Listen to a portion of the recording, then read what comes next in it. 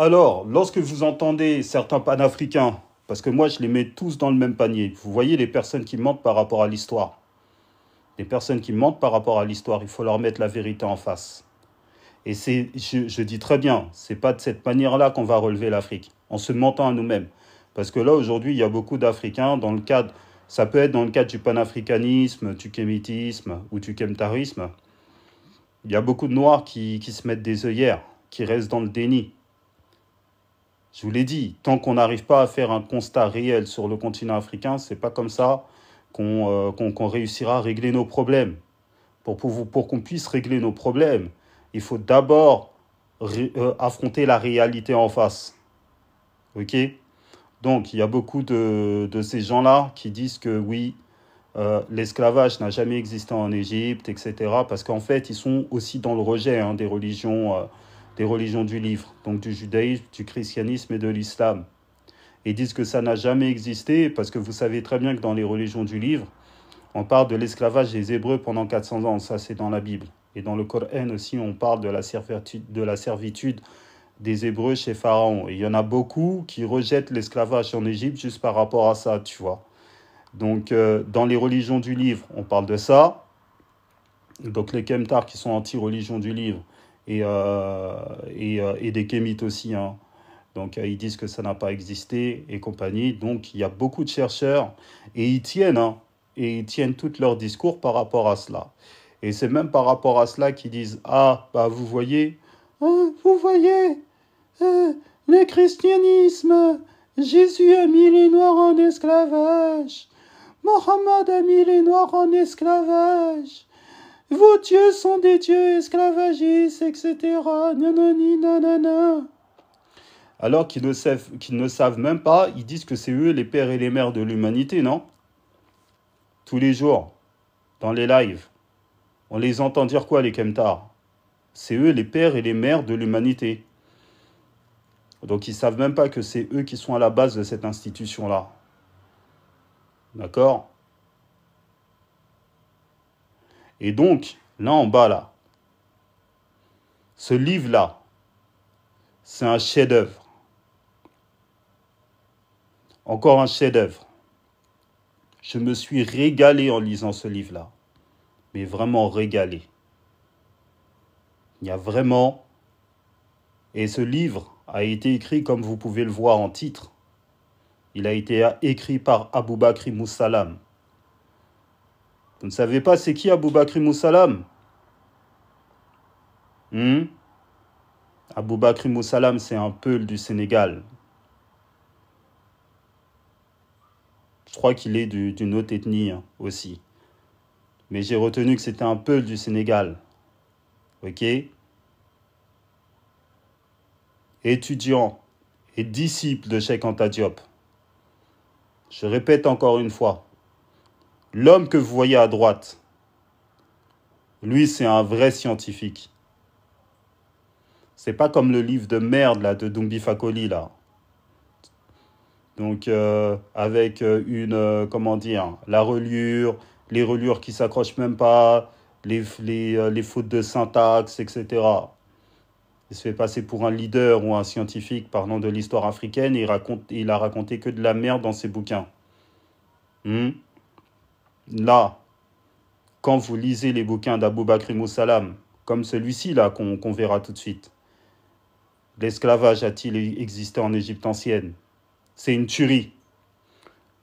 Il est génialissime, son bouquin. Il est extraordinaire, son bouquin.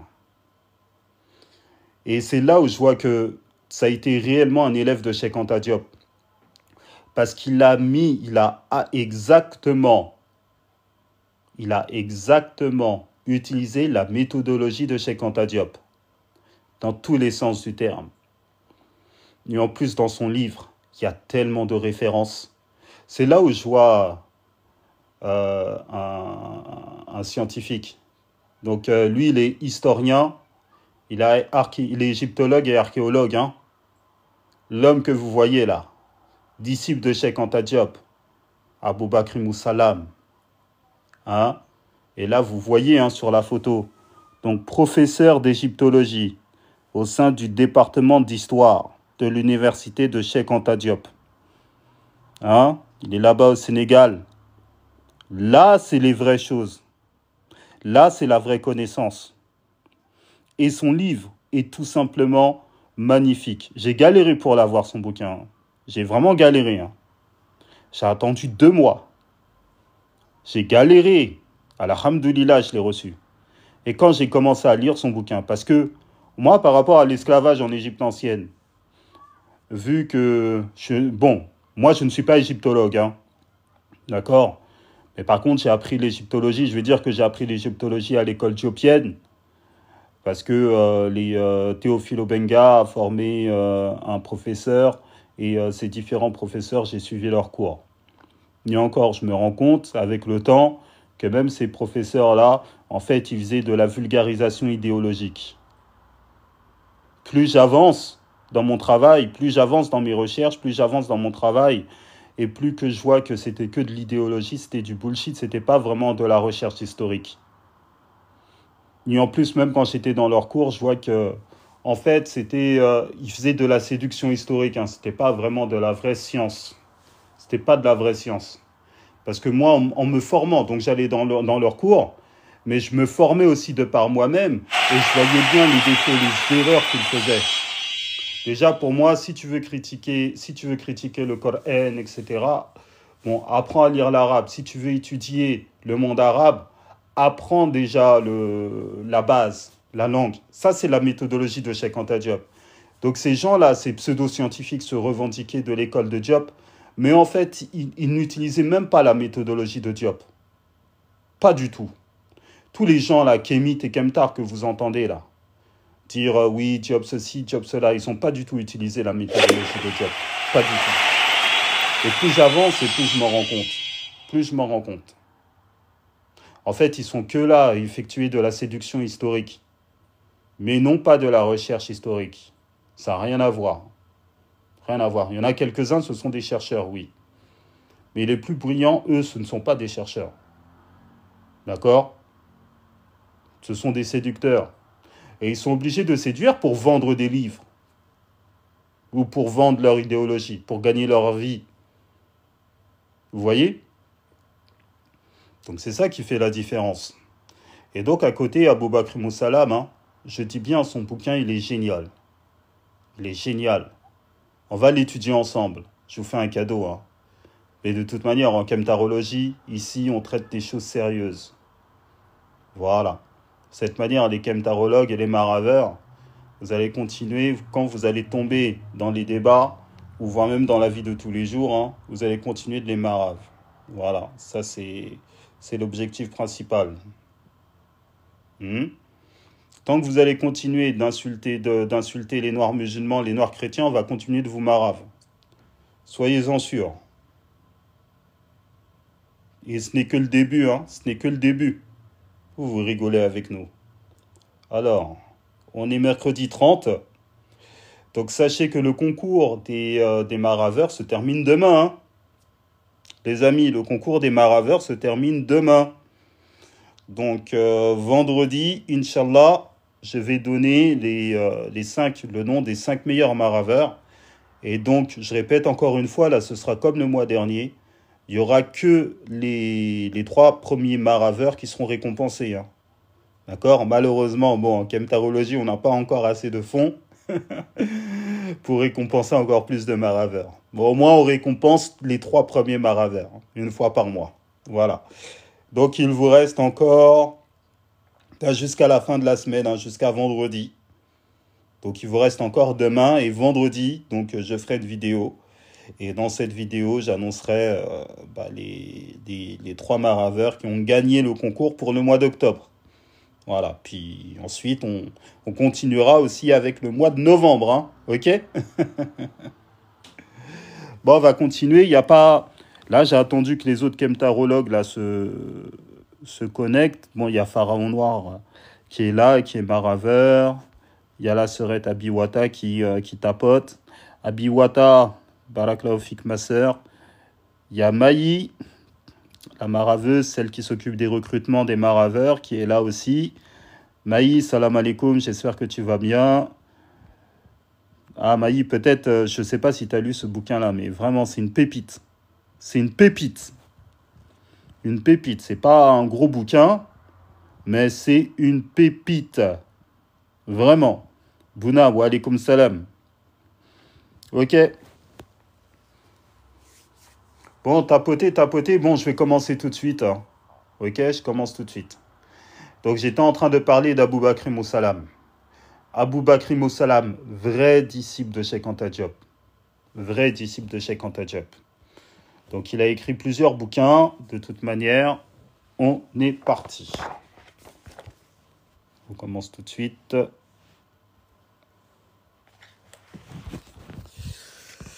Voilà, la perle. Vraiment une perle. Vraiment une perle.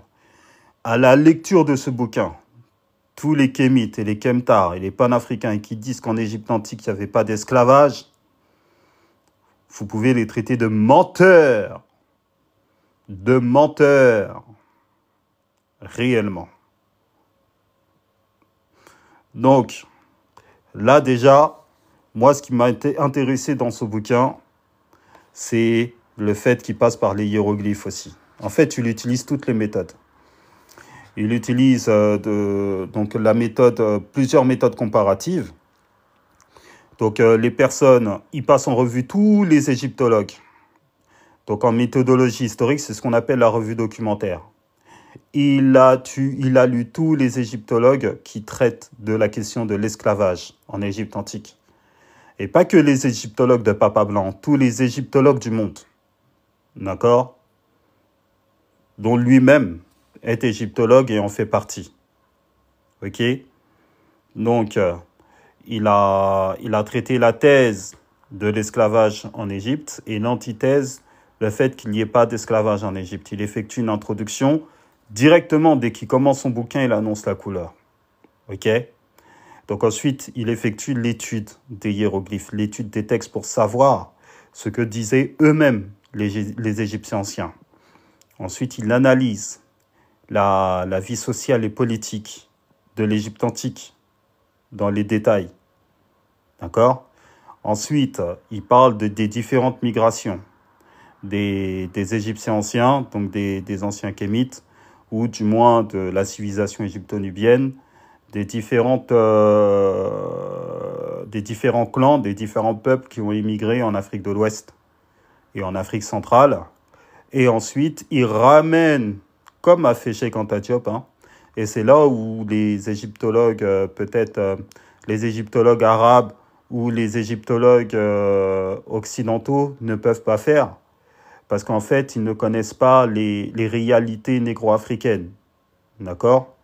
Et comme Abou Bakr Moussalam lui-même connaît très très bien les réalités négro-africaines, donc il a ramené, il a fait un comparatif entre les vies sociales, entre la vie en Égypte au niveau de l'esclavage, hein, pour appuyer sa thèse, et ce qu'il en était dans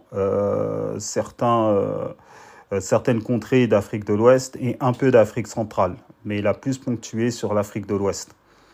C'est tout à fait normal, vu qu'il est d'origine sénégalaise. Donc, même ne serait-ce qu'à travers la langue et les réalités. Et donc, il avait plus de connaissances par rapport à ce qu'il se passe chez lui. C'est ce qui est tout à fait normal. Donc, je peux faire monter, hein, oui, même monter. Je fais monter les kemtarologues ou les maraveurs, vous pouvez monter, il n'y a pas de souci. Et puis, on continue. Donc, je vais vous lire quelques pages du bouquin et ce sera interactif. Ce sera interactif. OK? Alors même, je pense que mes lives, maintenant, je vais le faire sous ce format-là. Parce que quand je lis quelque chose sur le coup, vous pouvez avoir une question.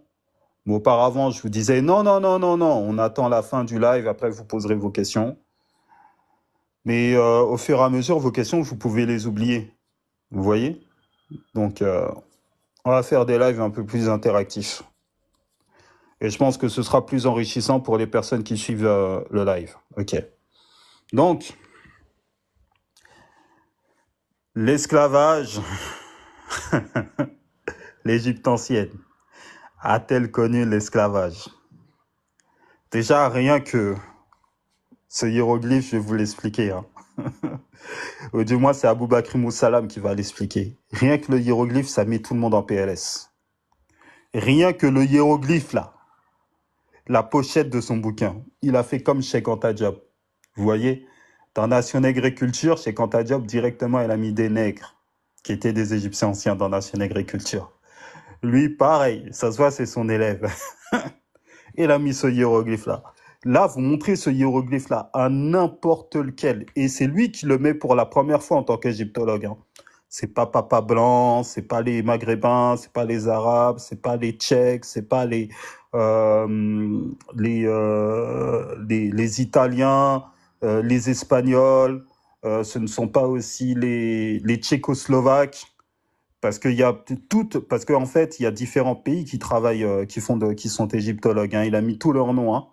Là, là, il y a que Aboubakry Moussalam qui a mis ça et qui a trouvé ce hiéroglyphe-là. Et franchement, c'est là où j'ai vu que lui, il a vraiment fait de la recherche. Vous voyez, il n'a pas lu des petits bouquins, d'accord? Il a réellement fait de la recherche pour trouver ce hiéroglyphe. Il a fouillé. Ça, c'est ce qu'on appelle un déterminatif en égyptien ancien. El Hadj, salam alaikum, comment vas-tu? Comme salam wa rahmatullah, frérot. Ça va et toi? Ouais, ça va, alhamdoulilah, ouais. Ça va. Ah, t'as passé une bonne nuit? C'était court, mais ouais. On a bien rigolé hier. Ouais, ouais, ouais, je te jure, rappeler les souvenirs de l'époque, ça Ouais, fait toujours grave, plaisir. je te jure. Bien. J'avais hâte que les cours reprennent, alors je suis grave excité là ce soir. Ah ouais, ah ouais, ah ouais, ah ouais. Là, je me suis absenté pendant peut-être 2 jours, mais je Ouais, reviens avec du massif, avec du lourd, hein. grave. Ah, Aboubakry Je m'attends. Moussalam, disciple de Diop. Aïe, aïe, aïe, aïe, aïe, aïe, aïe, aïe, aïe, aïe. Ah ouais. Eh, ce livre-là, c'est un chef-d'œuvre. C'est vraiment un chef-d'œuvre. C'est un bonbon, comme c'est bientôt Halloween pour les enfants. Quand j'étais en train de le lire, en fait, il confirmait déjà tout ce que je pensais. Parce que pour moi, bien entendu, il y avait l'esclavage en Égypte. Quand je suis parti en Égypte, j'ai lu les bas-reliefs. Et comme je lis les hiéroglyphes, etc. Donc, il y avait déjà plusieurs textes. Mais j'attendais juste d'avoir ce bouquin-là, et d'élèves de Diop. Parce que des fois, lorsque je me retrouvais, par exemple, je me souviens, il y avait le vieux Osiris qui était monté sur l'un de mes lives. Et donc, lui défendait la thèse qu'il n'y avait pas d'esclavage en Égypte. Donc moi, je suis parti dans Théophile Obenga. J'ai vu Théophile Obenga, et Théophile Obenga lui-même, il utilise le terme esclave. Et ensuite, je lui ai montré en hiéroglyphe comment le hem, justement, définissait esclave. Après, je suis parti aussi, j'ai pris le livre de Papa Blanc, de Champollion, là, de Papa des Kemtars, où j'ai montré le hiéroglyphe, où le Papa des Kemtars, Champollion, lui-même, il dit esclave. Donc, il y a plusieurs égyptologues qui utilisent la terminologie esclave. Ben après, ils étaient là en train de marmailler en disant, ouais, mais non, mais c'est parce que ils disent, parce que ce sont des personnes exogènes au continent africain qui vont voir une réalité en Afrique et comme eux, ils ont pratiqué l'esclavage, eh bien directement, ils vont faire un parallélisme avec eux, ce qu'ils connaissent dans leur berceau. Tu vois, ils vont le mettre en parallèle avec le continent africain, donc c'est biaisé. Quand j'ai pris Théophile Obenga, qui lui-même dit esclave, surtout par rapport aux vertus cardinales de Math, parce que dans la Math, il y a le terme esclave. La Math n'interdit pas l'esclavage. Le terme esclave, tu vois là, ce qu'ils disent par rapport à nous. Oui, le Coran n'interdit pas l'esclavage, on parle d'esclaves croyantes, etc. Alors qu'ils ne savent même pas lire un mot d'arabe, hein. C'est pour ça, tous les Kemtars là, qui veulent débattre avec moi concernant le Coran. De un, vous n'êtes pas musulman, mais bon, ça, je peux encore l'accepter. Mais de deux, si vous n'avez pas la connaissance en sciences islamiques, moi, je ne débat pas avec vous. Je n'ai pas mon temps à perdre avec vous. Voilà. Le jour où je dois débattre sur le Coran, et si d'aventure je dois défendre ma religion, eh bien, dans ce cas de figure, je débattrai avec des personnes qui connaissent l'arabe, qui maîtrisent l'arabe, qui lisent l'arabe, avec des scientifiques. Voilà. Moi, j'ai pas le temps pour discuter ou pour débattre avec des personnes qui n'ont aucune base. OK? Dans ce cas de figure, si vous voulez débattre, c'est pour ça, moi, je vous envoie les maraveurs. Débattez d'abord avec les maraveurs. Alors, on continue.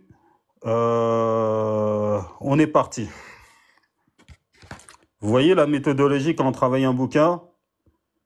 Vous le lisez.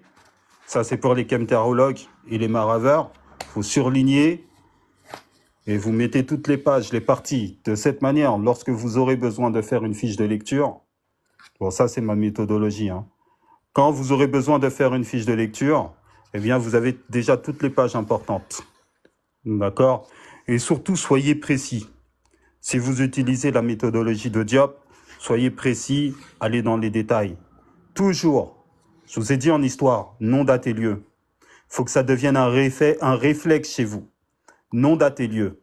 Quand vous discutez avec quelqu'un, nom, date et lieu. Quand il argumente, quand il fait de la généralisation, non. Chronologie, date, lieu. Ok? Donc, je vous avais dit où, qui, quand. Et ensuite, il y a le comment. Lorsque tu fais une argumentation, il faut que tu puisses décrire ton argumentation. Donc, tu argumentes. Par exemple, là, tu dis, il y a eu l'esclavage en Égypte, d'accord? Parce que ça a été dit par Abou Bakr Moussalam, ok? Il faut que tu en fasses la démonstration. Voilà, c'est le terme que je recherchais. Voilà, il y a eu l'esclavage en Afrique, parce que telle ou telle personne a dit ceci, cela, dans tel ou tel livre, bah, fais-moi la démonstration. Les Arabes ont inventé leur système d'écriture lorsqu'ils sont arrivés en Égypte. Avant, ils ne savaient pas écrire. Fais-moi la démonstration. Le démotique et le hiératique. En fait, les Arabes, ils ont copié le démotique et le hiératique pour inventer leur système d'écriture. D'accord, fais-moi la démonstration. Lis-moi du démotique ou du hiératique. Essaie de me trouver, essaie de me faire l'analyse graphique, l'analyse phonétique et l'analyse historique. D'accord? Sinon, tu ne parles pas. Ça veut dire que tu n'es pas sérieux. Tu ne connais rien. Tu fais du verbiage au lieu de faire de la science. Donc voilà, il faut qu'il vous fasse des démonstrations. La personne qui est incapable de vous faire une démonstration, il parle en l'air. Ce sont des paroles en l'air. Et il y a beaucoup de chemtards qui font ça. C'est pour ça que moi, je ne débat même pas avec eux. À partir du moment où tu ne sais pas démontrer ce que tu es en train d'argumenter, tu ne peux pas convaincre. Il faut aller dans la technique, la technicité. Il y en a peu qui sont dans la technique.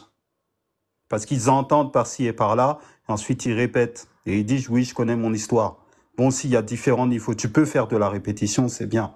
Mais quand tu fais de la répétition, il faut que tu répètes bien. Et quand tu veux répéter les dires d'une personne, il faut que toi-même tu l'aies étudié. C'est la moindre des choses. Il faut que nous aussi, hein, que nous les Africains, etc., il faut que nous soyons plus méticuleux, plus sérieux. C'est ce que disait Cheikh Anta Diop. Hein, il faut que votre sagacité intellectuelle aille dans les coins les plus feutrés. Dans les coins les plus feutrés. Soyez exigeants. Surtout concernant notre propre histoire. Soyez exigeants envers vous-même. Pourquoi? Parce que notre histoire, elle est racontée par les autres. On se rend compte que lorsqu'elle est racontée par les autres, donc par les africanistes, les Delafosse et compagnie, là, en fait, ils ont pris beaucoup de légèreté par rapport à notre propre histoire. Énormément de légèreté. Quand on parle de nous, on doit être vraiment intransigeant. Et commençons à être intransigeants envers nous-mêmes. Donc moi, c'est la raison pour laquelle, la dernière fois, quand j'ai fait une vidéo là sur Omotunde, en disant Omotunde, donc voilà, il s'est complètement trompé. Les Arabes n'ont pas inventé leur système d'écriture lorsqu'ils sont arrivés en Égypte, ça n'a rien à voir. J'ai prouvé cela, on a dit oui, mais Bakem c'est qui? Bakem c'est qui? Au lieu de dire Bakem c'est qui, par rapport à la démonstration que j'ai faite, viens, fais-moi une démonstration en sens inverse. Là, je vais t'écouter. Mais quand tu me mets des petits commentaires de merde, parce que tu lis pas l'arabe, tu lis pas le hiéroglyphe, bah va te cacher. Et je le répète encore une fois. Certes, j'ai appris sur les bancs d'Omotunde, j'ai jamais été d'accord avec tous ses propos. Omotunde ne savait pas lire et écrire les hiéroglyphes. Il ne savait pas le faire. Le cours était donné par son ami qui est égyptologue, lui, et qui s'appelle, j'ai un trou de mémoire, René-Louis Parfait-Étilé. Il a écrit un livre qui s'appelle Soudan. René-Louis Parfait-Étilé, c'était lui qui commençait les cours de hiéroglyphes de 14h à 17h30 à l'Institut Africa Mat. Ensuite, Omotunde, à la maison des mines, il venait à partir de 10, donc c'est en 2005, hein, ce que je vous raconte, il venait à partir de 17h, 16h30, 17h. D'accord? Des fois même, il venait avec son fils Kéops. Ok? Vous le connaissez pas, son fils Kéops, hein. Là, maintenant, il doit avoir la vingtaine d'années. Hein? Et Omotunde, il venait avec son fils en cours. Ok? En 2005-2006. Et il donnait les cours d'humanité classique africaine. Et il le disait lui-même, qu'il faisait la vulgarisation de Diop, qu'il n'allait pas se prétendre historien, mais il vulgarisait les travaux de Diop et c'était son travail. Donc c'est pas un historien, c'est un vulgarisateur. Et son travail de vulgarisation, il l'a très bien fait. Ok? Par rapport à ses domaines de connaissances qui lui sied. Mais c'est pas un chercheur, c'est pas un historien. Je vous ai cité un chercheur. Par exemple, lorsque vous allez voir Pierre Nillon, lui, c'est un chercheur. Lorsque vous voyez ses bouquins, c'est autre chose. D'accord? Donc, Aboubakry Moussalam est exactement dans ce sillon-là. De toute manière, lui, il a été formé par Diop en direct. D'accord? Et c'est lui qui est à l'institut de Cheikh Anta Diop au Sénégal. C'est pas n'importe qui. C'est pas n'importe qui. Et il a écrit différents bouquins. Les bouquins que je vais m'acheter, hein. Inch'Allah. Donc, de l'origine égyptienne des Peuls. Ça, ce bouquin, je ne l'ai pas encore à la maison, je vais me l'acheter. Parce que ça, je l'ai lu à travers les livres de Youssouf Tata Sissé. J'ai fait des cours par rapport à Youssouf Tata Sissé et Wahami Soko. Des cours qui étaient très intéressants à ce niveau-là. D'accord? Voilà. Le Sahara ou la vallée du Nil. Regardez, ce livre-là, là. Celui-ci aussi, je vais me l'acheter.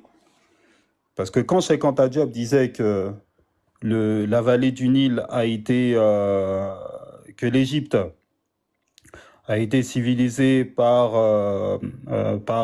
des Noirs venant du bassin du Congo, ils ont remonté le Nil, etc., en s'appuyant sur des auteurs grecs comme Plutarque, Strabon, etc.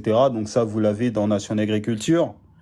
Donc on a rencontré que le Sahara, voilà, là, le titre c'est le Sahara ou la vallée du Nil. Voilà, parce que attention, il y a moins de 10 000 ans, il n'y avait pas de Sahara. En fait, l'Afrique de l'Ouest était une contrée tropicale.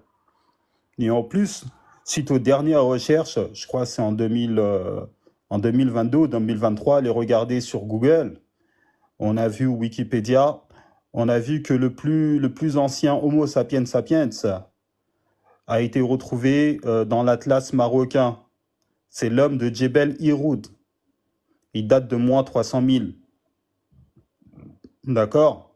Donc, ce haussement-là d'être humain, parce que quand on parle d'Homo sapiens sapiens, on parle de l'humain comme vous et moi, hein, ok, en anthropologie, mais en paléontologie. Donc, il a été retrouvé vers le Maroc en moins 300 000. Donc, il est plus ancien que Homo 1 et Homo 2 qu'on a retrouvé en Éthiopie dans la vallée de Kiblitch par Tim White et Beranachfo. D'accord? Qui date de moins 195 000 ans avant notre ère pour être exact. Ok? Donc voilà, donc le peuplement de l'Égypte s'est fait par rapport au Sahara ou la vallée du Nil, aperçu de la problématique du berceau de l'unité culturelle de l'Afrique noire. Ça va même plus loin, hein. Ok? Donc il a participé, c'était dans le cadre d'association Kepera. Donc il a écrit un autre bouquin très intéressant, Les chemins du Nil, les relations entre l'Égypte ancienne et l'Afrique noire. Voilà, donc là il a repris en fait les travaux de Cheikh Anta Diop. Ok, d'accord. L'affaire des momies royales. Donc tout ça là, c'est des bouquins qu'il faut que je m'achète. Après, celui-là, ouais, il faut que je trouve cet article-là, hein. Cet article-là, là, très intéressant. Bon, on y va, on est parti, on commence. Regardez, donc, la mise en page, elle a été faite par Salimata Koli à Dakar. Regardez là ce qu'on vous dit. Déjà, dès que tu commences le bouquin, ça te met dans le bain. Hein? Il y a de noter. L'illustration de couverture, terme hiéroglyphique, signifiant asservir, réduire en esclavage, ce qui confirme son déterminatif, représentant un homme accroupi, un carcan au cou. Déjà, dès que tu commences, hein, ça je l'ai surligné, d'entrée de jeu. Dès que j'ai lu ça, je me suis dit, ah, on va bien rigoler. On va bien rigoler. Voilà. Alors, cet ouvrage a été publié grâce à une généreuse subvention de la commission de recherche de la faculté des lettres et sciences humaines de l'université Cheikh Anta Diop de Dakar. Donc, ce sont nos frères et sœurs du Sénégal, hein, qui nous ont produit ce bouquin-là. Merci à eux. Voilà. Avertissement. En fait, Aboubakry Moussalam, il a fait un avertissement pour les Kemtars. Je vous avertis. Voyez? Avertissement pour vous, là. Alors, notre objectif n'est pas d'aborder tous les aspects de l'esclavage en Égypte ancienne. Il s'agit essentiellement de montrer, à travers un certain nombre de données qui se complètent, que, quoi? Que l'Égypte ancienne, avant la perte de son indépendance, qu'avant la conquête des Ptolémées, etc., d'Alexandre le Grand et compagnie, des Perses aussi, a bel et bien connu quoi? L'esclavage. Donc en fait, il y avait des Kémites et des Kemtars ici qui nous disaient oui, mais ils étaient même en train de mentir sur Aboubakry Moussalam. Ils disaient que non, Aboubakry Moussalam, il passe en revue seulement le nom des égyptologues en disant la question sur l'esclavage n'est pas tranchée, etc. Non, Aboubakry Moussalam lui-même dit qu'il y a eu l'esclavage en Égypte et tout son livre porte là-dessus. Donc moi, je suis vraiment déçu des Kémites qui ont menti ici. Aboubakry Moussalam soutient la thèse que l'esclavage a existé. Comme Pierre Grandet, comme Moreno, comme un égyptologue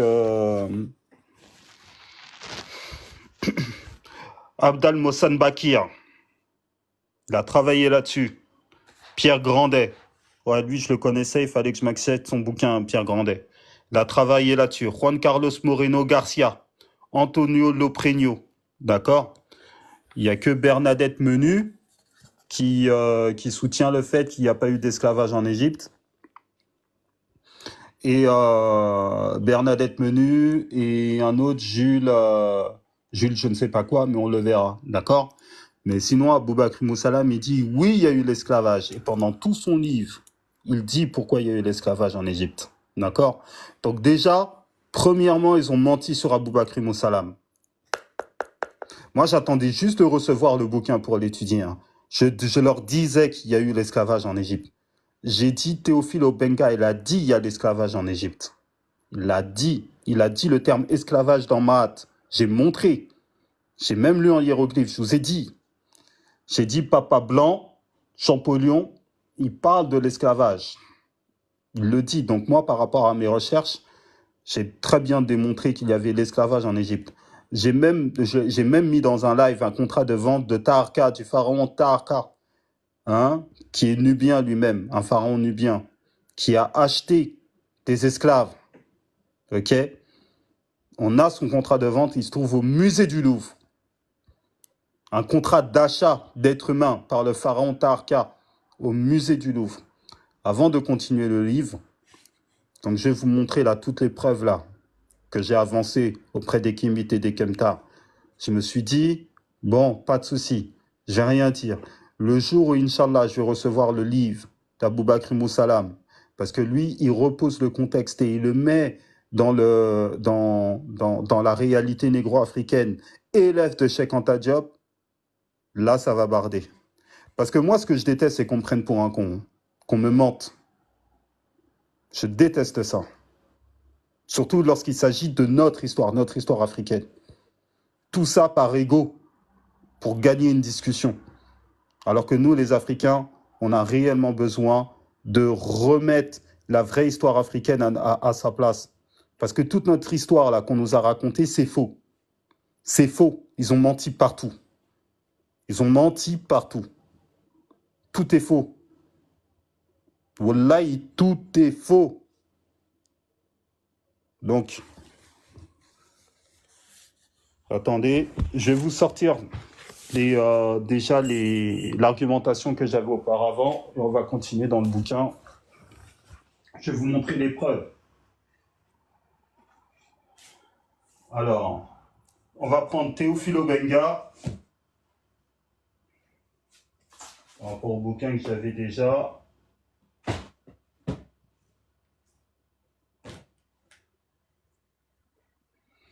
Alors, j'avais pris le livre de Champollion, Théophile Obenga, que j'ai trouvé Obenga.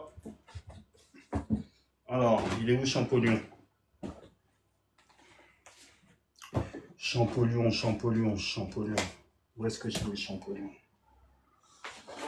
Voilà, pas là.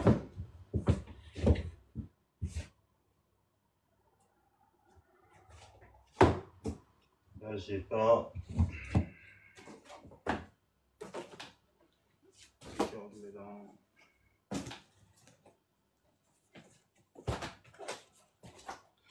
Civilisation, barbarie. Ouais, je vais prendre aussi civilisation, barbarie.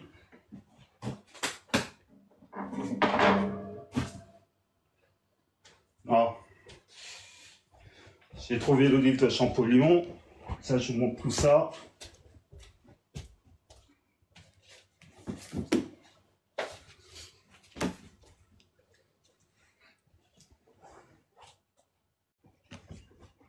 Voilà.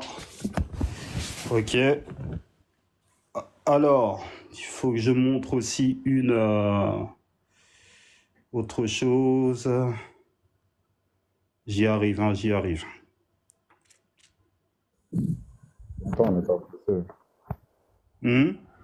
Je dis, on n'est pas pressé, prends ton temps. Ah, d'accord, ok, ça marche. Merci.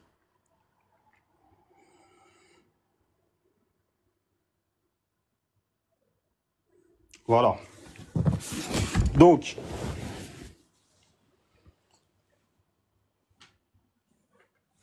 lorsque j'étais dans les discussions avec différentes personnes, ok,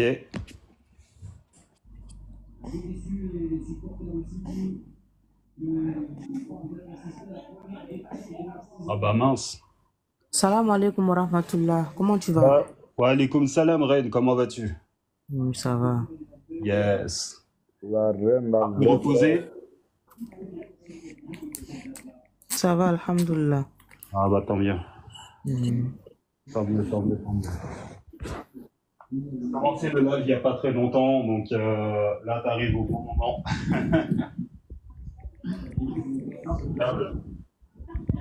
Donc j'ai tout simplement expliqué qui était Aboubakr Moussalam, etc., élève de Cheikh Anta Diop. J'ai expliqué mes différentes conversations que j'ai eues avec quelques kémites qui disaient que Cheikh Anta Diop, que Aboubakr Moussalam défend pas la thèse, qu'il y a eu l'esclavage en Égypte, il ne sait pas lui-même, il est tout simplement en train de dire, de relever les contradictions qu'il y avait par rapport à ça de la marmaille, quoi. Qui a dit ça? Hein? Qui disait ça?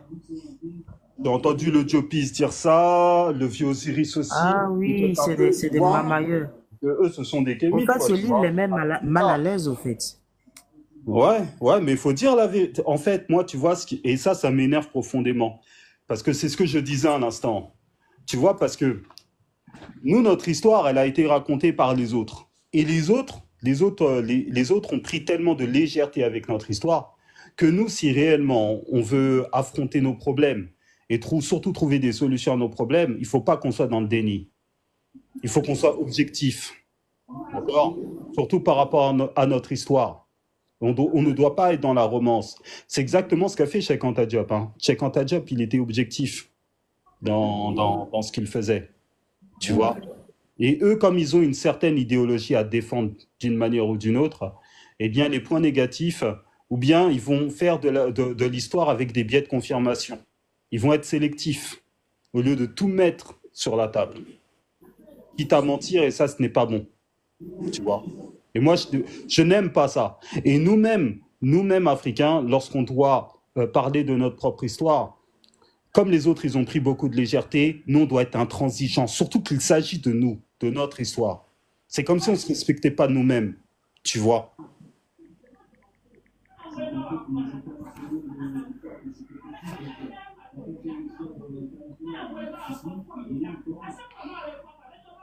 Donc, avant que je lise le livre d'Aboubakr Moussalam, donc moi-même, je défendais le fait qu'il y a eu l'esclavage en Égypte, suite à mes différentes recherches. Et là, je vais vous montrer les points qui me faisaient dire qu'il y a eu l'esclavage en Égypte. D'accord? Donc souvent, j'allais dans le livre, vu que je lis les hiéroglyphes, donc j'allais dans le livre de Champollion, ici présent. D'accord? Celui qui a décrypté les hiéroglyphes, qu'on le veuille ou non, c'est sa méthodologie que tout le monde utilise. Et aussi l'égyptologie africaine. D'accord? Parce que sa translittération, c'est ça même. Vous voyez son travail au niveau de... Donc, je vais tout de suite à la page 456, je vous montre. Donc, vous voyez, ça, c'est le livre de Champollion, de Papa des Kemtar. Voilà. Donc, ça, c'est mon livre. C'est moi qui ai fait ce livre-là. Et je dis qu'il y a eu l'esclavage en Égypte. Et donc, dans mon livre, ici présent, vous voyez, en plus, j'ai une belle écriture. Dans mon livre ici présent, j'ai représenté l'esclave. Arrivant là. Alors, 400... Voilà.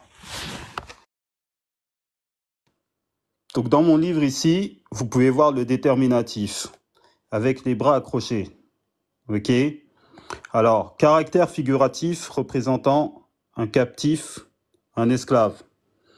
Donc, en fait, bon, allez, je vais dire Champollion. Donc, Champollion, donc moi, quand je suis tombé dessus, donc sur le livre de Champollion, et que Champollion lui-même, c'est lui qui a effectué la méthodologie pour pouvoir décrypter les hiéroglyphes, lui-même, il parle d'esclaves. Donc, je me suis dit, OK, déjà une piste. Parce que les prisonniers de guerre étaient automatiquement transformés en esclaves. Et ici, vous avez les différents déterminatifs. Ça, c'est les séquères en coup. De toute manière, Aboubakr Moussalam, il reprend tout ça dans son bouquin, là. D'accord? Donc, je me suis dit, ah, Champollion, il parle de ça. Donc, ensuite, on m'a dit, oui, mais Théophile Obenga, oui, mais Cheikh Anta Diop, etc., l'esclave, il parle pas trop de esclave, etc. J'ai dit, mais c'est bizarre parce que moi, quand j'ai lu Civilisation Barbarie, page 118, lorsqu'on dit, et il y a ma sœurette, Reine, qui connaît ce passage-là aussi. Elle vous a marave avec ce passage dans tous les lives et vous êtes dans le déni. Voilà, regardez. Reine, elle vous a lu ce passage-là 1000 fois de Cheikh Anta Diop. 1000 fois. De même, le tribut annuel net de la Syrie en l'an 38 du règne de Toutmoses III et de 328 chevaux, 522 esclaves. Vous voyez? Cheikh Anta Diop, il utilise le terme esclave. Et attention, Cheikh Anta Diop, il était très méticuleux. Il aurait très bien pu dire captif de guerre. Non, il a utilisé le terme esclave. Cheikh Anta Diop, il sait très bien ce qu'il fait. OK? En l'an 33, Naharina fournit 513 esclaves. Parce que il y a des Kemtars, avec des apostats de l'islam à la con, qui disent oui, mais regardez, les Arabes, ils ont fait le contrat de Bacte, où le roi de Makuri, etc., il devait donner 320 esclaves. De toute manière, j'ai fait une vidéo pour défoncer tout ça. Le contrat de Bacte, un contrat qui n'a jamais existé, ça, c'est encore du pur mensonge. Pour réduire le noir à l'idée d'esclave. C'est tout ce qu'ils savent faire, certains Kémites et les Kemtars, et certains panafricains aussi à la con. Vous comprenez? Donc, eux, ils utilisent cet argument du contrat du Bacte, un contrat qui n'a jamais existé, c'est du faux, c'est du flan, d'accord? Réfuté par plusieurs Arabes occidentaux, par plusieurs chercheurs. De toute manière, la vidéo, le contrat du Bacte est sur mon profil. Allez la voir avec toutes les sources historiques. Là, on ne peut pas marmailler devant la vérité. Tu fermes ta gueule. Tu la fermes devant la vérité. Donc, là, il y a encore le terme esclave. OK. Donc, Toutmose III, hein, qui est parti chez les Asiatiques, etc., qui les a marave et qui a pris des prisonniers de guerre, femmes, hommes, enfants, et il les a foutus en esclavage. Il a mis le mort dans la bouche, il a dit « Ferme ta gueule et tu vas me servir, parce que c'est Dieu qui m'a demandé d'aller te rasier. » Voilà comment ça s'est passé, et pas autrement. Alors, j'ai lu Cheikh Anta Diop, j'ai lu Champollion. Après, on m'a dit, ah, oui, les vertus cardinales de Mahat, l'esclavage, manana. J'ai dit, mais vous savez lire les hiéroglyphes ou pas? Voilà. Les gens, ils ont commencé à bugger. Ils ont commencé à bugger. Donc, j'ai dit, on va aller. Vous voulez ramener les choses dans le contexte négro-africain? J'ai pris leurs grands auteurs, hein. Parce que eux, ils utilisent Papa Blanc, vous voyez, ils utilisent Papa Blanc quand ça leur arrange. Et dès que Papa Blanc, il va dire quelque chose qu'ils détestent, ça y est, ils vont mettre de côté Papa Blanc. Vous voyez, ils sont pas objectifs. Donc, moi, j'ai repris les noms qu'ils citent toujours. Diop, Théophile Obenga, etc. Et j'ai dit, bah, eux, ce qu'ils disent. Parce qu'ils sont même en train de transformer les œuvres de Diop, les œuvres d'Obenga. Ils sont en train de faire dire à Diop ce que Diop n'a pas dit. Ils font dire à Obenga ce que Obenga n'a pas dit. Normal, ce ne sont pas des chercheurs. Ce ne sont pas des chercheurs. Toutes les personnes là qui vous parlent de Diop Obenga, allez les mettre au tableau. Vous parlez d'égyptologie, écrivez les hiéroglyphes devant nous qu'on regarde. Écrivez. Vous voulez lire, vous voulez comprendre une civilisation, vous ne savez même pas la lire. Est-ce que ça, c'est sérieux? Il n'y a que les Africains qui font ça. Allez voir les Occidentaux lorsqu'ils doivent étudier la civilisation gréco-latine. Ils commencent par le grec ancien d'abord. Est-ce que vous avez déjà vu un chercheur parlant de la civilisation gréco-romaine sans savoir lire le grec? Où on est? Après, il y en a qui prétendent fournir une vérité historique par rapport aux Noirs. Ils font que de la séduction historique et de la branlette intellectuelle pour recevoir des roses sur TikTok. Et vous vous contentez de ça. Vous prenez même pas au sérieux. Vous n'avez même pas honte. D'autant plus que toute notre histoire a été trafiquée, je vous l'ai dit. Et plus vous allez venir en chemtarologie, plus je vais vous prouver que notre histoire a été trafiquée. Vous pouvez me mettre n'importe quelle personne. Mettez-les-moi au défi. Moi, je parle avec la documentation. Et c'est pas Internet, hein. C'est des bouquins financés par moi-même, avec plaisir, que je lis, que j'étudie, et que je vous montre, je vous fais des vidéos gratuitement. C'est pas c'est tel ou tel site, c'est des bouquins avec certains chercheurs, et pas des chercheurs qui viennent de nulle part. Des chercheurs, on connaît même pas leur palmarès, etc. De vrais chercheurs de qualité. Donc, on va voir dans Théophile Obenga, je suis parti dans les vertus cardinales de Mahat. La Mahat dit, pas d'esclavage, c'est faux. C'est faux, tu peux avoir des esclaves, même dans la Mahat. Dans la Mahat, on dit même, l'esclave, ferme ta gueule et sois bien avec ton maître. Après, on va dire dans la Bible, ouais, mais la Bible n'a pas interdit l'esclavage, nanani. Est-ce que Jésus, il est venu, ils ont même pas compris le message de Jésus-Christ. Est-ce que Jésus, il est venu pour dire, oui, vous les maîtres, etc. Il est venu vous apporter une dimension spirituelle. Comment rejoindre le Dieu le Père? Comment être en connexion avec Dieu le Père? La loi, c'est déjà Moïse qui l'a apporté. Donc, il est venu confirmer la loi. Et il est venu vous sauver. Vous n'avez pas écouté. Mohammed, il est venu faire la même chose encore pire. Vous avez pas écouté, vous avez écouté à moitié Isa alayhi salam. Mohammed sallallahu alayhi wa sallam, il est venu, il vous a même codifié, vous étiez rien du tout. L'humanité, une grande partie de l'humanité était dans la pénombre, il vous a encore amené dans la lumière. Et là, vous insultez les versets du Coran de mensonges. Bande d'abrutis. Allons-y, ce que Théophile Obenga il est en train de dire même.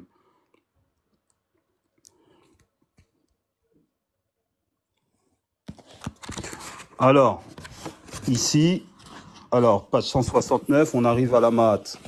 Donc moi, je suis allé directement dans les Médounétaires. J'ai pas mon temps à perdre à lire les traductions de telle ou telle personne. Alors, page 169, on y va. Voilà. Donc, là, on est dans du Théophile Obenga. Hein? Voilà, la maths.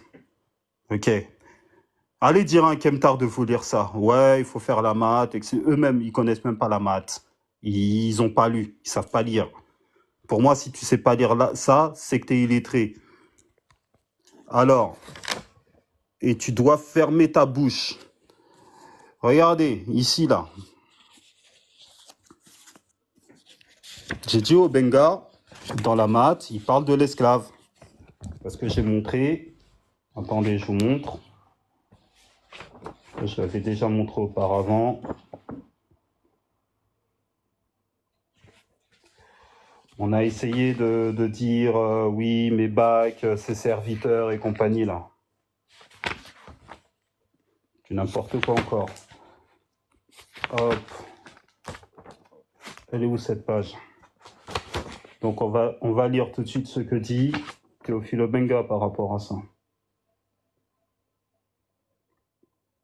Regardez, là on est dans les vertus cardinales de maths. Ok? Donc lorsqu'on m'a demandé la bac, oui, mes bacs, c'est serviteurs. Moi j'ai dit bon, mais vous savez, donc j'ai écrit bac ici, en hiéroglyphe. Voilà, directement en hiéroglyphe. J'ai même pas parlé, hein. J'ai pris mon cahier, mon stylo, j'ai écrit en hiéroglyphe. Direct, en direct. Voilà. Et ensuite, ici, vous voyez, on est dans les vertus cardinales de maths. Hein. Je n'ai pas commencé de journée ayant reçu une commission de la part des gens qui devaient travailler sous mon œil. Et si vous avez la translittération, cette lente translittération là, ici, là, des hiéroglyphes, ce que vous avez, eh bien, c'est Champollion. Ça, c'est la technique de Champollion. Donc, Obenga, il reprend la technique de Champollion. Diop, il a repris la technique de Champollion. Que vous vouliez ou non, c'est comme ça. Quand vous faites de l'égyptologie, vous reprenez la technique de Champollion. C'est pour ça, moi, papa des Kemtar, je mets la photo de Champollion. Hein? Il faut rendre à César ce qui appartient à César, comme disent les Grecs. Moi, je préfère dire Sunchata. Voilà. Des gens qui travaillent sous mon œil et mon nom n'est pas parvenu aux fonctions d'un chef d'esclave. D'un chef d'esclave. Dans les vertus cardinales de maths. Qui a écrit esclave? Est-ce que c'est Papa des Kemtar qui a écrit esclave? C'est pas moi. Hein. Ce n'est pas moi. Hein. C'est Théophile Obenga. Vous savez qui c'est Théophile Obenga? Et ça, c'est les vertus cardinales de maths. Hein. Alors, qu'est-ce qu'on me raconte? Après, on me dit, ouais, mais tu vois, il y a les égyptologues, etc., qui disent émou, ça veut dire serviteur, etc., la Bernadette Menu. J'ai dit, ah ok, d'accord, donc là, toi, tu quittes Théophile Obenga pour aller lire Bernadette Menu. Là, le coderme, comme vous dites. Hein. Au lieu de dire occidentaux, pour dénigrer les blancs, vous dites le coderme. Donc, là, maintenant, tu suis Bernadette Menu. Eh bien, justement, là, Aboubakri Moussalam, qui est le disciple de Diop dans ce bouquin-là, il a défoncé Bernadette. Bon, il a réduit en thèse, il a réduit en miettes les thèses de Bernadette Menu.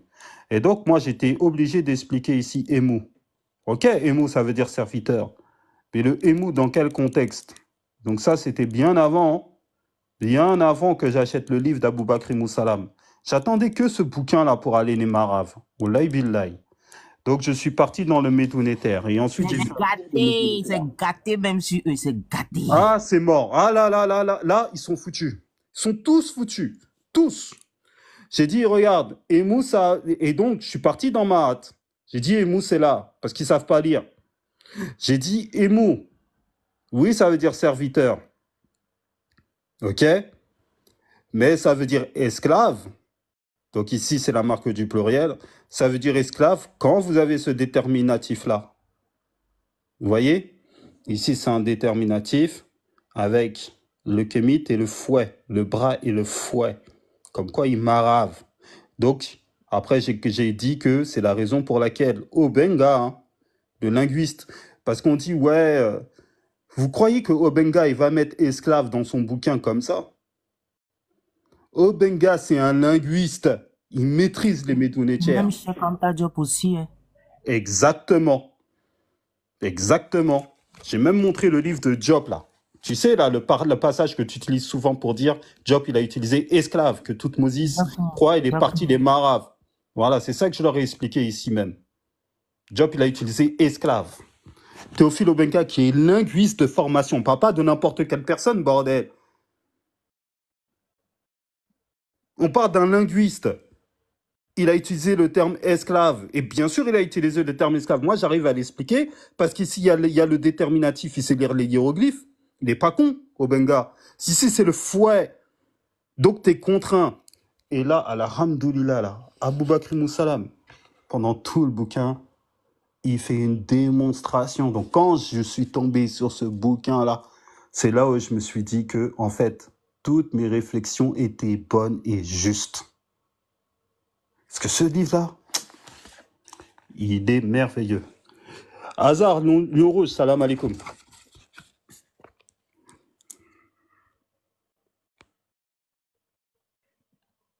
Ah, peut-être ils sont pas là. Donc, Walaikum salam, mon frère. ah, tu vas bien? Walaikum salam. Ouais, salam alaikum aussi, salam alaikum. Yes, vous allez bien les frères? Ça va, alhamdulillah. En tout cas. Ah, super. Exactement, moi je Super, dis. super. Ah bah c'est cool, c'est cool. Donc, on y va. Donc, les frères et les sœurs, dès que vous entendez un kémite ou un kemtar dire trafiquer encore, parce que ça c'est leur spécialité. Ils lisent Diop, ils trafiquent les propos de Diop. Ils lisent Obenga, ils trafiquent les propos d'Obenga. Et ils font la même chose avec le disciple de Diop, Abou Bakr Moussalam, au Sénégal. Ils trafiquent les propos. Et ils disent qu'Abou Bakr Moussalam, il a fait juste un constat.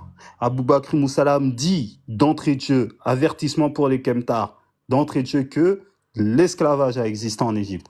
Et dans tout son livre, c'est ça qu'il prouve. Qu'il y a eu l'esclavage. Il va réfuter même Omotunde. Il va réfuter même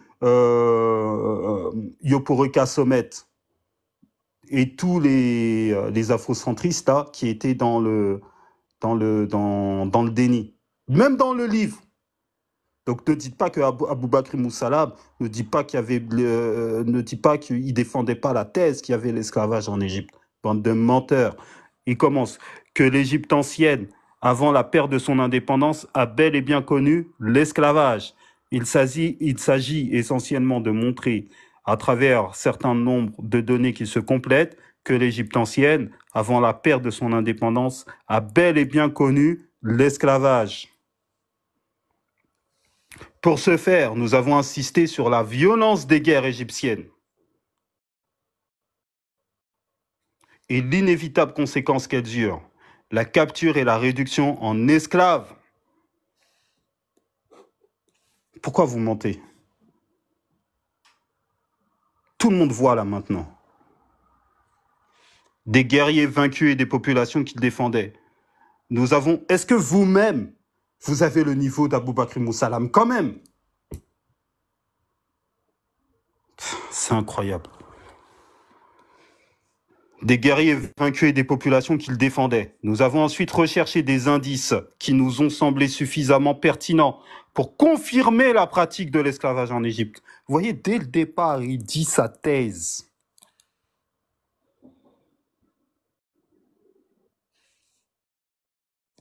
Il a cherché. Nous avons ensuite recherché les indices. Je prends du temps parce que apparemment certains kémites et des kemtars, ils savent pas lire. Donc je vais prendre du temps avec vous. Nous avons ensuite recherché les indices qui nous ont semblé suffisamment pertinents pour confirmer, et non pas infirmer, pour confirmer la pratique de l'esclavage en Égypte. Voilà, je vais vous lire le livre comme j'apprends à ma fille de 6 ans à lire syllabe par syllabe. Parce que je pense que vous ne savez pas lire. Hein? Voilà. La prochaine fois, c'est ma fille qui va vous lire. Maintenant, elle sait lire. Elle va vous lire, comme ça vous allez comprendre. Vous avez une mentalité d'enfant de 6 ans. Donc, il faut que ce soit les enfants de 6 ans qui vous lisent. Voilà, c'est ma fille qui va vous lire, qui va vous faire la lecture. C'est même plus moi. Même plus les maraveurs ni les kemtarologues. Les kemtars sont des sauvages, cannibales. Alors, ancienne, en exploitant les données de l'art, de l'épigraphie et de la littérature égyptologique. Pour terminer, nous avons analysé les traditions orales. Voilà. Je vous explique toute la démarche, tradition orale. Donc il a fait exactement le boulot de job, faisant état de l'origine égyptienne de certaines populations ainsi que les données négro-africaines relatives à la pratique de quoi? De l'esclavage. De l'esclavage. Et partagé avec l'Égypte ancienne. Voilà. Donc il a mis en relation ce qui se faisait dans l'Afrique de l'Ouest et un peu l'Afrique centrale en relation avec l'Égypte ancienne. Voilà. Vu que ce sont les héritiers de l'Égypte ancienne. Donc ils ont hérité de l'esclavage. Bien avant l'arrivée du christianisme et de l'islam. Ils faisaient déjà ça. Bien comme il faut même. Bien comme il faut.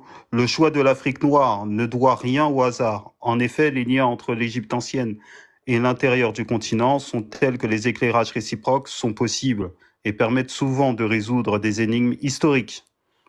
Cela ne doit pas étonner car de nombreuses populations africaines ne font pas mystère de leur origine égyptienne. Ouais, les Soninké, ils disent qu'ils viennent d'Égypte. Les Peuls, ils disent qu'ils viennent d'Égypte. Carrément. Voilà pourquoi la comparaison des pratiques égyptiennes et africaines relatives à l'esclavage nous a permis des avancées significatives dans la démonstration de sa pratique en Égypte. Voilà. Il est même parti, à partir des pratiques qu'il y avait déjà de l'esclavage en Afrique de l'Ouest, pour expliquer effectivement qu'il y avait aussi en Égypte. Vous voyez? Vous voyez la méthodologie? Merveilleuse. Ça, c'est un scientifique. Notamment sur l'existence d'un terme égyptien désignant de manière certaine l'esclave. Enregistrez bien le live. Hein. De toute manière, je vais en faire une vidéo récapitulative. Vous voyez les vidéos courtes là, de 5 minutes, où je vous donne tous les punchlines. Après, je vais vous faire une vidéo, vous allez balancer tout ça. Parce que demain, wallahi billahi, tellement ils sont malhonnêtes, demain ils vont dire que Abou Bakr Moussalam, il a dit qu'il n'y avait pas l'esclavage en Égypte. Demain, ils vont dire ça. Demain, ils vont dire ça. Hein. Ils vont reprendre des travaux d'Abou Bakr Moussalam, comme ils ont fait avec tout le monde. Ils vont retourner les choses. Vous voyez? De manière certaine, l'esclavage. Voilà, de manière certaine. En résumé, le présent texte permettra de clarifier bien des points sur la question de l'esclavage en Égypte ancienne. Les illustrations ont particulièrement ciblé les éléments iconographiques et épigraphiques propres à montrer le lien entre la guerre, ses conséquences et l'existence de l'esclavage, comme leur corollaire quasi inévitable. Alors continuons.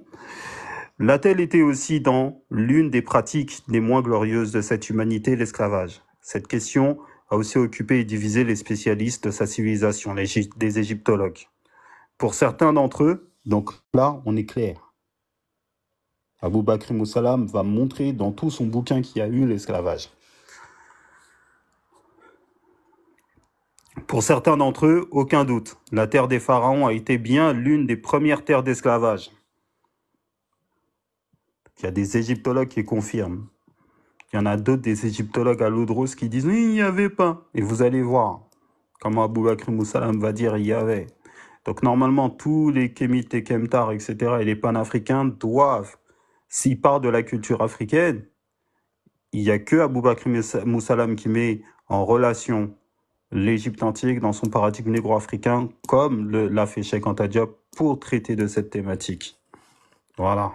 Mais là, ils vont aller prendre, comme a fait Omotunde et compagnie, ils vont aller prendre des Bernadette Menu, hein, qui est décédée il n'y a pas très longtemps, pas à son âme. Ils vont aller prendre Bernadette Menu qui dit « Ouais, mais c'est pas pareil, patati patata ». Abou Bakr Moussalam va les exploser même dans son bouquin, il va même les citer. Il va les citer carrément. C'est ça. Dans l'écriture hiéroglyphique de ce qu'il pense être le nom même de l'esclave, Hem. Hem. Et le terme Hem signifierait tout au plus serviteur, dépendant, ou quelque chose de proche de cela.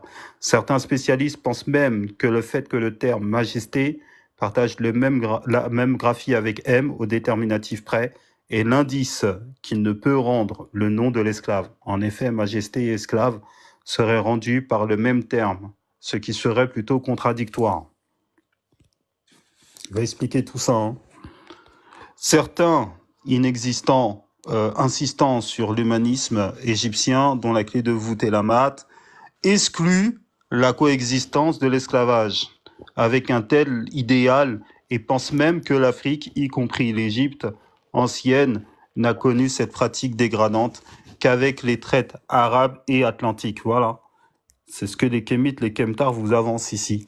Que non, l'Afrique a connu l'esclavage, que lorsque avec la traite arabe et atlantique, ou qu'avec l'apparition de l'islam et du christianisme. D'accord? C'est faux, ça. Aboubakr Moussalam, il va prouver que c'est faux.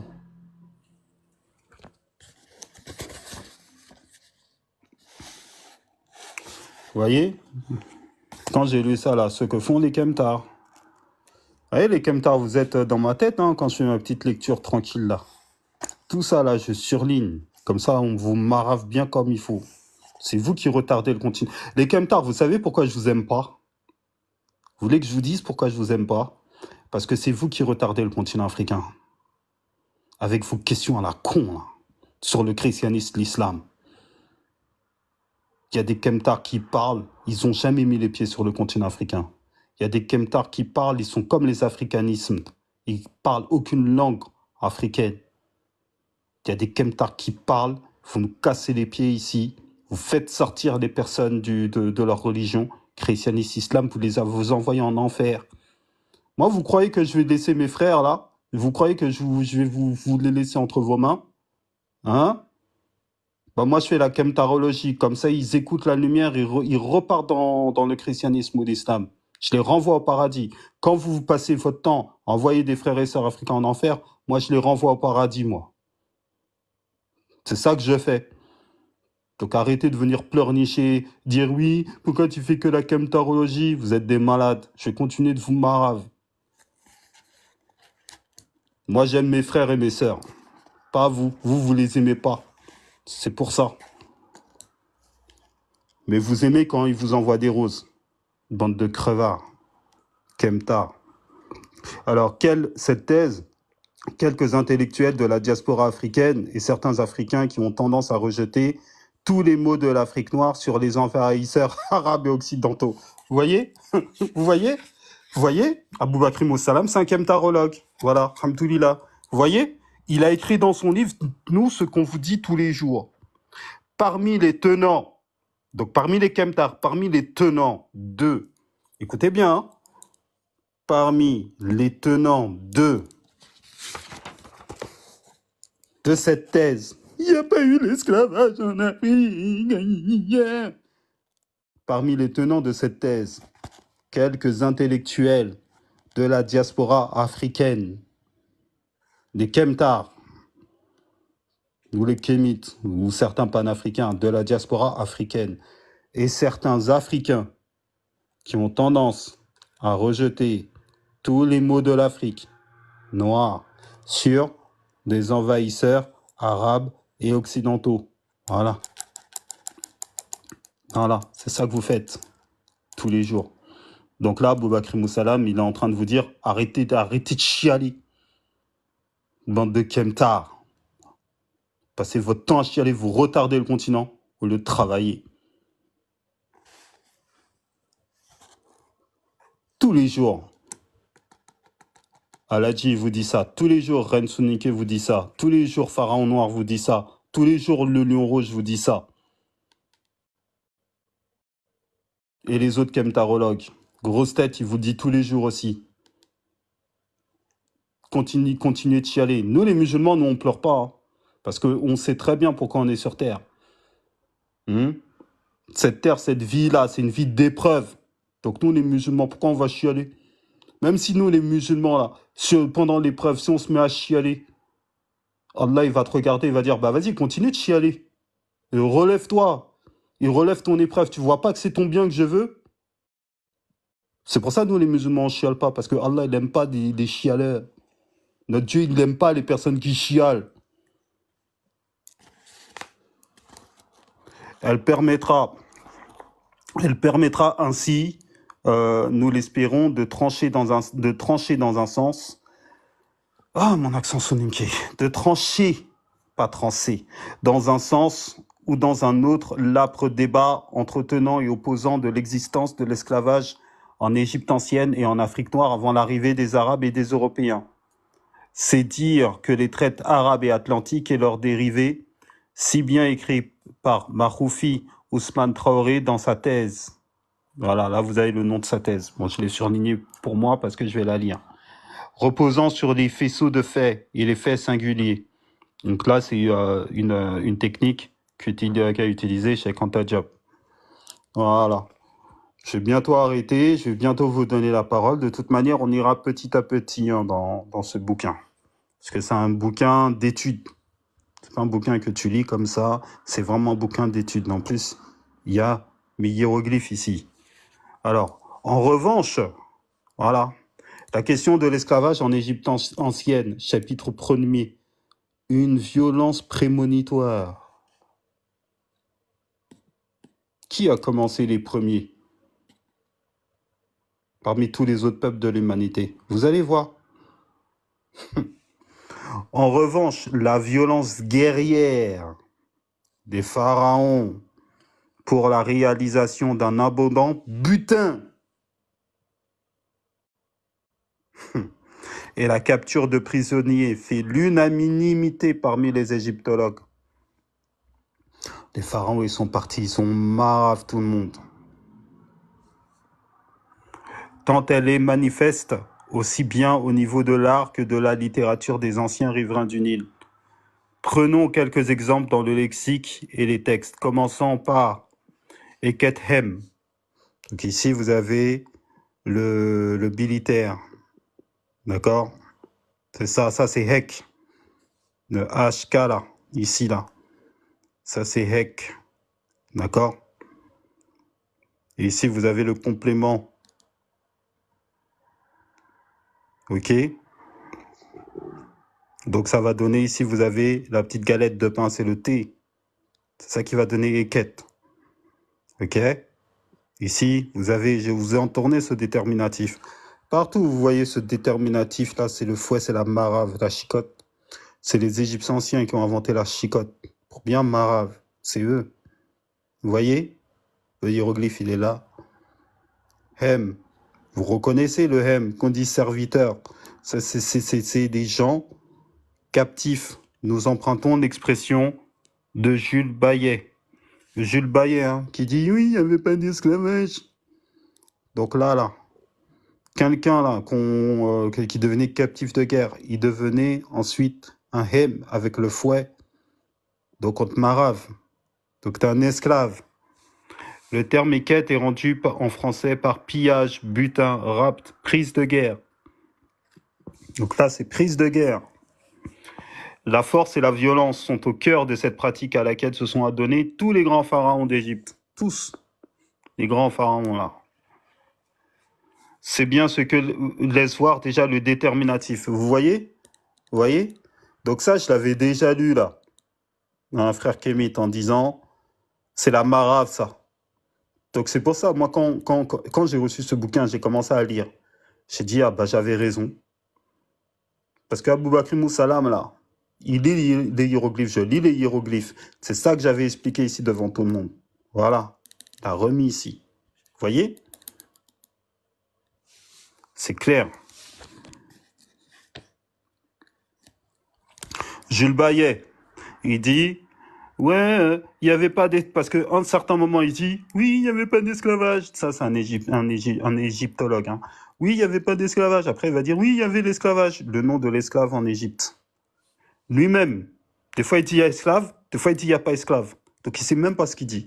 Je vous ai dit, il y a des égyptologues ou bien des occidentaux qui prennent des libertés avec notre histoire.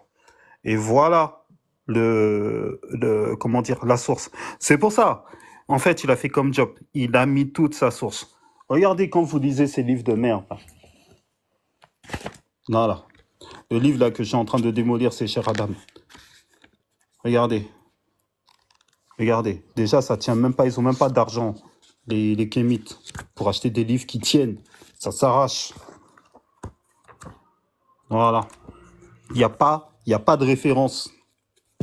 Il n'y a pas de référence. Même Momo Tunde, quand il écrit ces petits bouquins-là, il n'y a pas de référence. Il n'y a rien. Regardez. Des petits bouquins à la con, là. Elles sont les références. Il n'y a rien. Il n'y a rien. Là, ce livre-là, c'est même mieux d'avoir le PDF. Regardez comment il est. C'est même mieux d'avoir le PDF. Hein? Omotunde, il a essayé quand même de mettre des petites références. Il en a mis un peu. Voilà, vous voyez, il a essayé de faire un peu du job. 129, il a mis des petites références. Voilà, il a fait quand même. À partir du livre de Cheikh Anta Diop, par contre. Hein, donc lui, il a fait son petit travail. Vous voyez ici, là, il a mis des petites références. Donc c'est là où je vois que Omotunde, il était un peu plus avancé que Dumbi Fakoli. Regardez Aboubakri Moussalam. À chaque page. C'est-à-dire qu'il a passé en revue toutes. J'ai même plus appris avec les références. Vous voyez, ici, toutes ces références, je les ai surlignées. J'ai même plus appris avec ces références que le livre en lui-même. Et là, à la fin du bouquin, vous allez à la fin du bouquin, qu'est-ce que vous avez? Ça, c'est de la vraie recherche. Ça, c'est de la vraie recherche. Ça, c'est de la vraie recherche. C'est pour ça que j'ai dit, lui, il a vraiment étudié auprès de Diop. Bibliographie. Sa bibliographie, ça fait les un tiers du livre. Tout ça. Donc, c'est-à-dire, je vous dis, pour écrire ce bouquin, c'est qu'il a lu lui-même tout ça. Je sais qu'il l'a lu. Je sais qu'il l'a lu. Parce qu'il a marqué dans tous ses bouquins. Donc, en fait, il a lu tous ses livres. Et il y a des livres que moi-même j'ai lu. Regardez, là, ici, là, il parle de mon professeur, Youssouf Tata Sissé, Wahami Seko, la grande geste du Mali. Moi, je ne vous ai pas fait le live dessus. Il a lu. Il a lu tout ça. C'est pas les... Voilà. Voilà. Sur combien de pages? Sur combien de pages?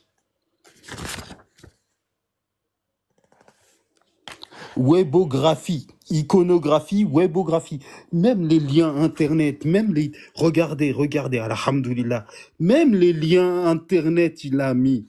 On va aller Même quand il fouiller. allait sur internet. On va aller fouiller tout ça. Mais attends, c'est pour ça que je dis, en fait, c'est que, en fait, toutes les références qu'il a mis, c'est que, en fait, ça me dit que, Bakem, t'as encore plus de travail à faire, parce que toi-même, il faut que tu prennes connaissance de tout ce que lui-même il a lu pour vraiment faire du travail sérieux. Même les sites internet. Subhanallah. Ça, c'est du vrai travail. Donc, on va continuer un peu. Après, je vous laisse la parole parce qu'il ne faut pas que ce soit trop long. Et c'est plus de l'échange. De toute manière, on va y aller petit à petit dans ce bouquin-là. Parce qu'il est technique. Ça va être mon bouquin de chevet. Je vais faire des lives, je sais pas combien de temps sur ce bouquin. Accrochez-vous. Est-ce que tu as vu le mien? J'ai tellement maltraité, j'ai tellement harcelé ces livres. Le tien même, il est tombé en lambeaux. Je sais pourquoi tu l'as marave, ce bouquin-là. Maintenant, je sais. Il est merveilleux, c'est une mine d'or. C'est un bouquin de recherche. Ça, c'est Nation Agriculture, volume 2. C'est un bouquin de recherche. Regardez mon Nation Agriculture. Il y a plus de 15 ans, c'est une relique.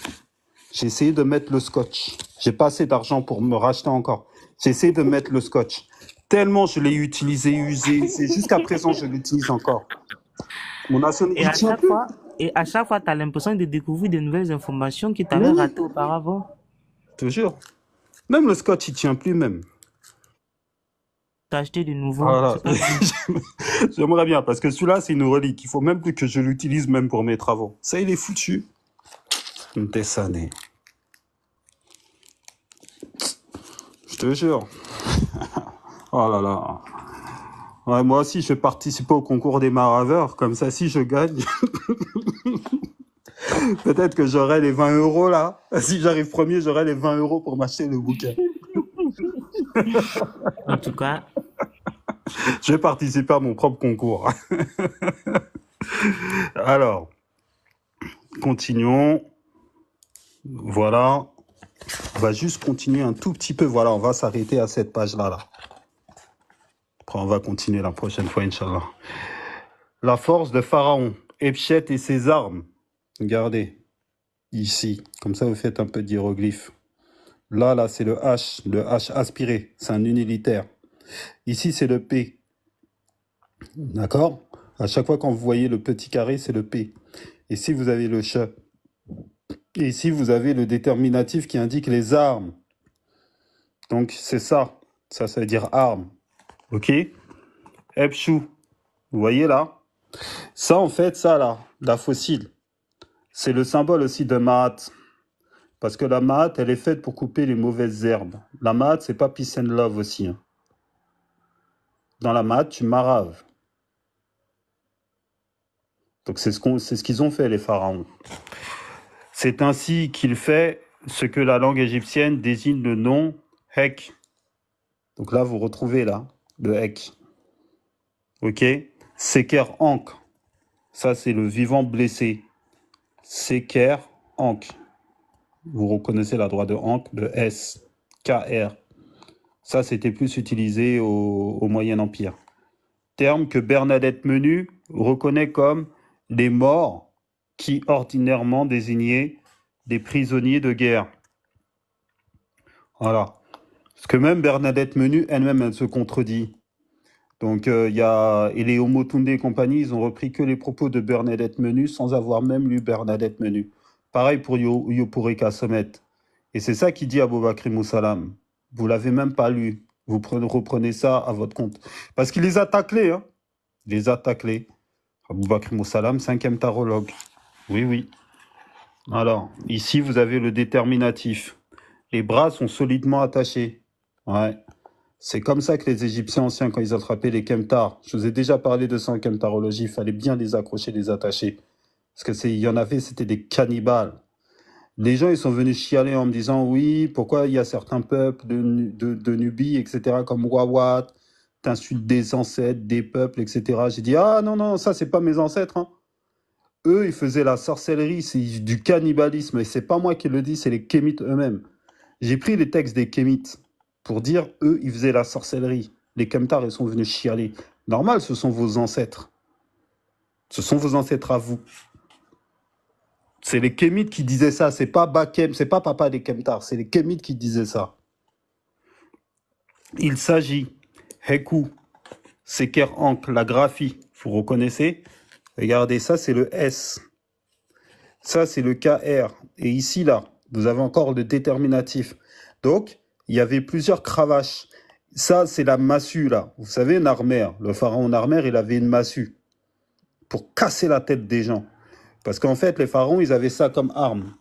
Ça, c'était pour couper la tête des ennemis. Ils aimaient bien couper la tête des gens. C'était des trophées. Pire encore, des fois, c'était les pénis et les mains. On le verra plus tard.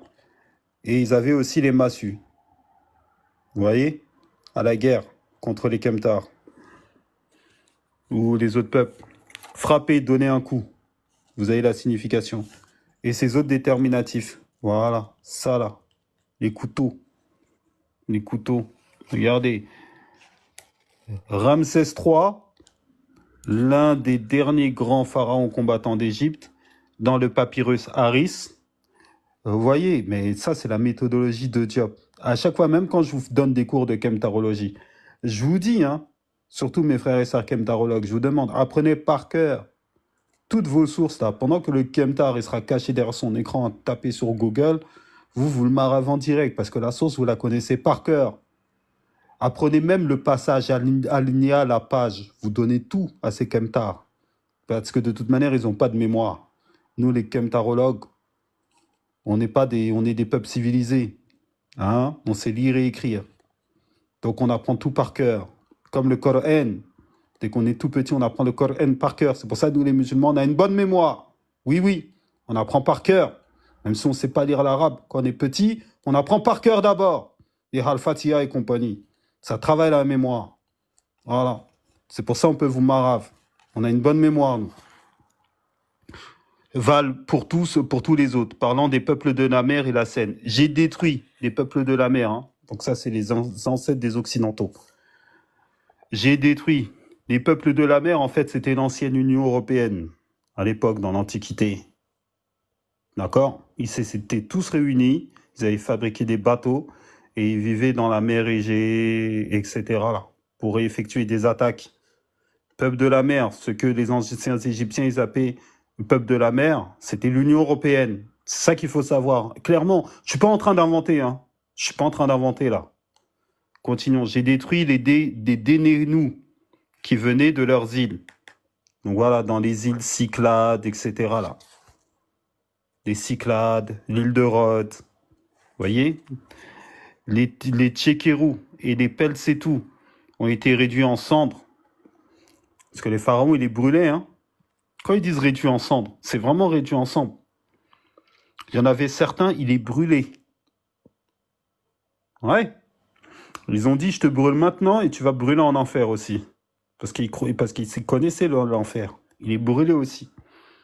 Ainsi que Chardan, les Oué-Chéchou qui venaient de la mer. Ils ont été anéantis, faits prisonniers en une seule fois et amenés comme tels en Kémet.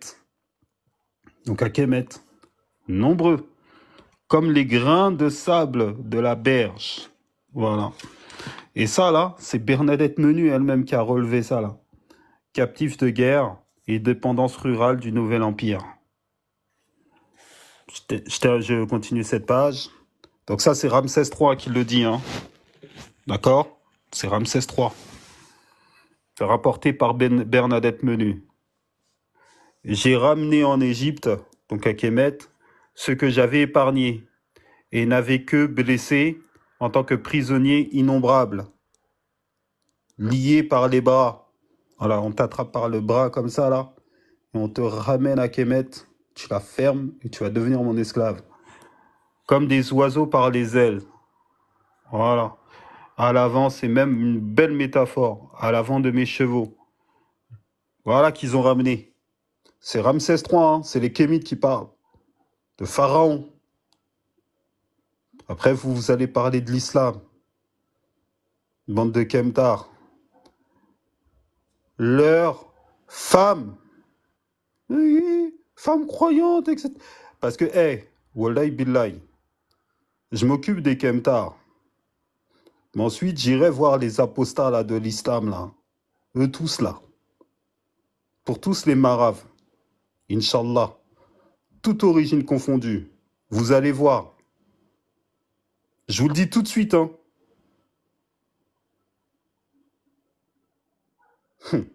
Continuez. Vous savez très bien que je tiens mes promesses. Vous pouvez même faire une musique par rapport à ma voix, là. Par rapport à ce que je suis en train de dire. Je vais tous vous marave. Alors, leurs femmes et leurs enfants. Ramsès III, il est parti. Il a pris des femmes et des enfants. Il les a mis la corde au cou. Il les a foutus en esclavage. Étaient des dizaines de milliers. Oh, subhanallah. Des dizaines de milliers. Des dizaines de milliers. Là, le christianisme n'existait pas. Hein. L'islam n'existait pas non plus. Hein. Il n'y avait pas ces religions-là. Et c'était des noirs. Ramsès III, un nègre, un kémite. Il les a capturés là, tous ces pays-là. Donc c'est blanc. Ok, les occidentaux, il les a attrapés. Il a pris des femmes et des enfants et il les a foutus en esclavage par dizaines de milliers. C'est Ramsès III qui le dit. C'est lui-même. Et leurs têtes de bétail, de toutes sortes, des centaines de milliers. Tout. C'est rapporté dans le livre d'un égyptologue, Pierre Grandet. Très connu, lui. Hein. Un très grand égyptologue. Pierre Grandet. D'accord? Ici, vous avez le hiéroglyphe. Ramsès III, il a même pris le temps d'écrire pour lui. C'est-à-dire les Libyens. Toutes les personnes aussi hein, qui étaient dans le nord de l'Afrique. Les Libyens sont écrasés dans leur sang à l'avant de ces chevaux. Voilà. Les Libyens sont massacrés. Ce qu'on appelait les Libyens, les Térénous, c'était tous les Nord-Africains. Les Libyens sont massacrés dans leur place et sont en tas devant ces chevaux. Les peuples de la mer, l'Union européenne, sont massacrés et mis en tas de poupes à la proue de leurs navires. Hein? Et ils faisaient ça au nom d'Amon-Ra. Hein? C'est ça qu'on verra plus tard, hein. Donc je vais m'arrêter là pour ce soir. Vous voyez, on est qu'à la page 17. Je vous ai dit, les Kemtars, ça va être mon livre de chevet. Oh, je vais tellement vous marave avec ce livre-là, je vais me faire plaisir. Parce que je vais vous parler de plein de choses aussi. Et quand on aura terminé, je vais faire une belle vidéo de 5 minutes. Je vais mettre que les punchlines. Et vous serez tous KO. Voilà, donc j'ai terminé. Je vous laisse la parole. En tout cas, rien qu'en commençant le livre, c'est sans équivoque. Il y avait bien l'esclavage en Égypte. Les pharaons, ils ont mis des femmes et des enfants par milliers en esclavage. Que vous soyez content ou non, vous pouvez caler en l'air, on n'en a rien à faire. C'est la vérité historique. Face à la vérité historique, comme le disait Cheikh Anta Diop, les autres tombent. Voilà, merci à vous. Donc les frères et les sœurs, à vous la parole.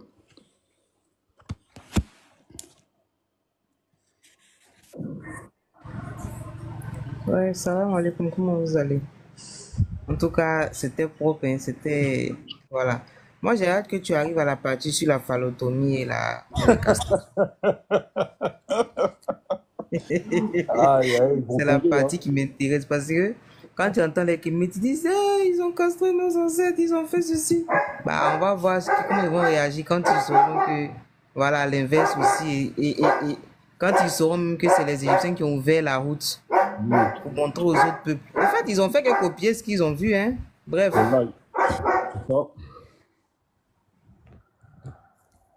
Assalamu alaikum, cher Bakem. Pharaon noir, wa alaykoum salam, Frangin, ça va? Oui, ça va et toi? Salut à Moi, tout je le suis en monde. pleine forme. Oui, ça, vraiment, j'ai vu ça ce soir. Hein. J'ai dit, le papa de Kemtar est énervé contre ses enfants, quoi. Ah ouais. Non, ils ont dépassé les bornes, hein. En tout cas, ça m'arrive bien. En tout cas, merci beaucoup pour tout ce travail que tu fais. Ça fait, c'est toujours un grand plaisir de venir au cours de Kemtarologie parce qu'on sort toujours enrichi, tu vois. Après, moi, à chaque cours de Kemtarologie, je me demande si ces Kemtar, ils lisent avec les fesses.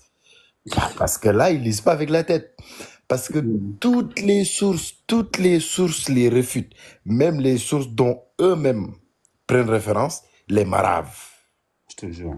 Est-ce que tu vois, à commencer par Cheikh Anta Diop, tu vois, Théophile Obenga, tu vois, même certains Kemtar, dans leurs sources, tu lis bien, tu vois le marave, tu vois qu'il est en train de se marave lui-même. Est-ce que tu vois? Donc moi, ça me pose des problèmes. Je me dis, non mais ces gens-là, ils lisent par quoi? Par les fesses, par quoi? Après, ça ne m'étonne pas parce qu'ils ont une religion banglatique. Ça ne m'étonne pas qu'ils réfléchissent par là. En tout cas. Et vous voyez. Donc, vraiment, merci beaucoup. Ça fait toujours plaisir de suivre les cours, tu vois. Et ça nous donne, nous aussi, des éléments à bien pouvoir aller, tu vois, comme d'hab, marave, quoi. Voilà.